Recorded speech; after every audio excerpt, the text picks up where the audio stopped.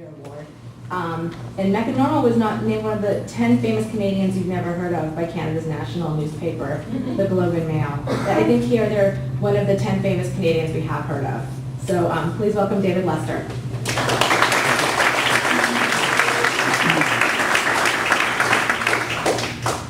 Good to see you here.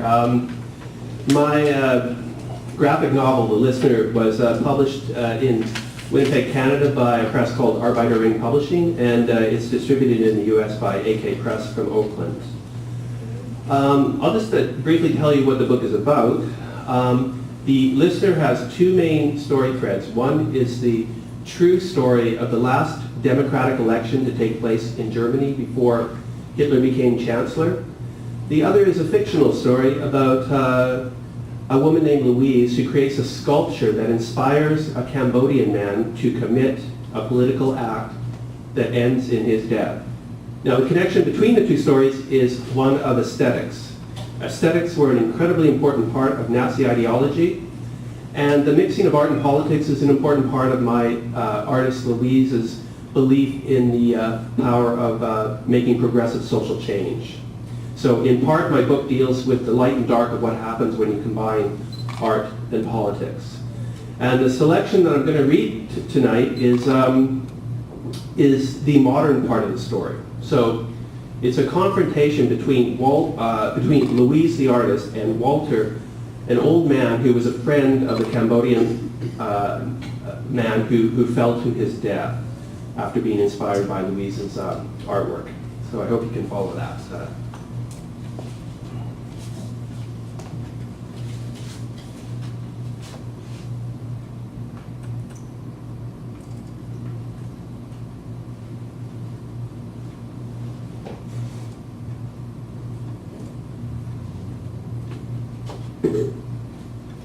Louise, it's Walter. We talked briefly on the phone. I hope you'll excuse me, Walter, while I hang this mirror. It's quite all right, Louise. I'm just happy you agreed to see me. Have you come here to blame me for his death, Walter? No, Louise. Then what, Walter? Louise, I just wanted to talk about Van. Did you know his name was Van? Of course, Walter. Have you ever said it out loud, Louise? I thought not. So, you do want to blame me, Walter. If anything, Louise, it is the opposite. Go on. Louise, I first met Van at the Holocaust Education Center, where I was a volunteer. He was young and curious. I was old and curious. I think he wanted his feelings confirmed by our mutual experiences. As we got to know each other, he would chide me that he suffered from an obscure genocide, and I was lucky to have the famous one. I told him I was not lucky for that reason. He understood. He often wished he had died along with his parents. He couldn't understand why he had survived. It was a burden to him. He felt he was a kind of walking dead, alone with the enormity of his memories. The truth is, he was alone. We became friends. I introduced him to matzo ball soup. He never did quite take a liking to it. I always felt it was a success if I got him to smile, then I wondered if it wasn't cruel to make a man so much in pain smile. A man with so many reasons to be in pain. And Walter, what did he introduce you to? A fruit dish of sticky rice and durian. I don't recommend it. But Louise, he also introduced me to art galleries of the alternative kind. Art held a special fascination for him because very few Cambodian artists survived the genocide. He wondered why artists were so important to eradicate. We made an odd pair, the ancient German Jew and this young doctor from Cambodia. It was in one of these galleries that he came upon your sculpture of Louise Michel.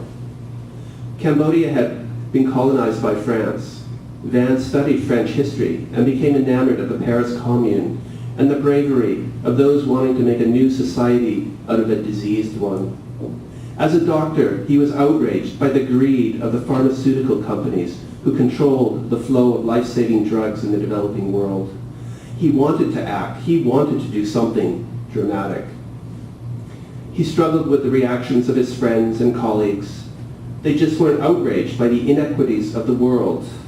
They were decent people but their interests were primarily enjoying life. He would ask them what would they have done if they'd lived in the days of slavery. Of course, they would have been outraged, but he didn't believe them. He thought that slavery lasted as long as it did because the wealthy controlled it, and wealth decides what is moral. I think I would have liked this Van person. Ah, Louise, so you can say his name. Walter, I didn't create the sculpture to make a man climb a tall building with a banner and fall to his death in the process. I know you didn't, Louise. That's why I'm here, to tell you that your art inspired Van, but it was his decision to act in the way that he did. Just as you interpret history and make art, he interpreted your art to make history. Walter, what he did was foolish. Was it, Louise? I don't know myself. Maybe over the years, his act will seem less foolish and more heroic. The process of time can do that. We can criticize his act of defiance now as a waste, but his courage was honorable. Louise, are you working on a new sculpture? Nope. The only thing I'm working on now is hanging this mirror. Louise, it's not always the big moments that jar us out of inertia. It can be hearing a piece of music, laughing, seeing snow build up on a windowsill. Sometimes it is nothing but realizing we are all, in a way, alone, and it is up to us to survive that aloneness. You really should put that mirror down. Your arms must be getting tired. So I wanted to speak briefly about the historical part of my story, which is about the rise of Adolf Hitler in the 1920s and 30s. And I chose that story because of its incredible relevance to the world that we live in today.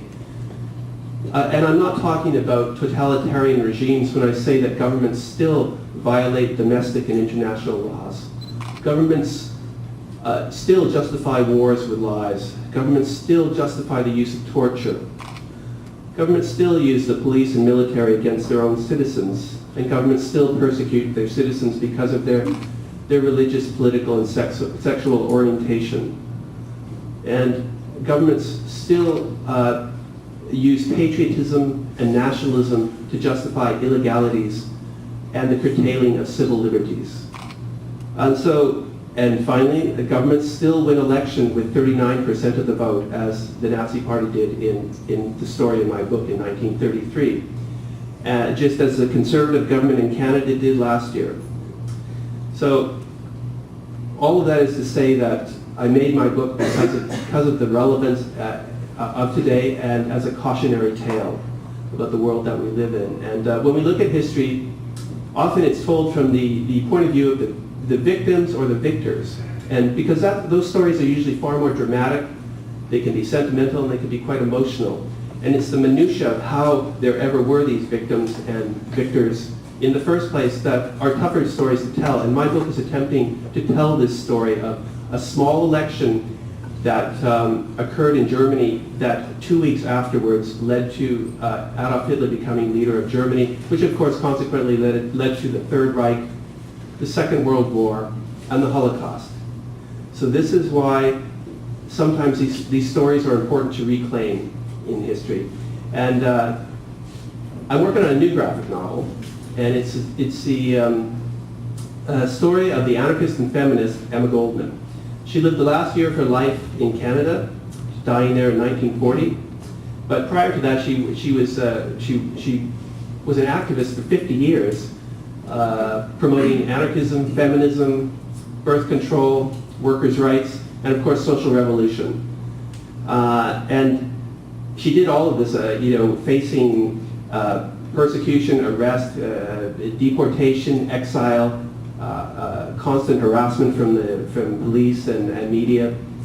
And I thought, well, how did she do this? This is incredible. Where did she get this 50 years of longevity and this profound stamina to carry on her ideals? And so that's what inspired me to make my next book. And also, because those kind of questions are ones that I hope are relevant, again, to all of us, particularly to activists, and also to any of us who actually want to live our lives and not be complete jerks about it. that perhaps in the life of Emma Goldman, there is something to learn from that. So thank you.